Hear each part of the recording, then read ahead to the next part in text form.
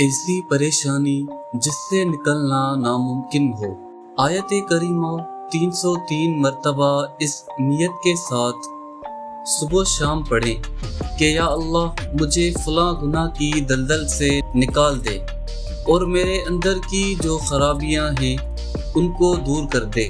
اور یہ ان حالات کے لیے بھی ہے کہ جن سے نکلنا انسانی عقل کے مطابق ناممکن ہو، جیسے حضرت یونس علیہ السلام کے حالات کہ مچھلی کے پیٹ میں سے نکلنا ناممکن بات ہے۔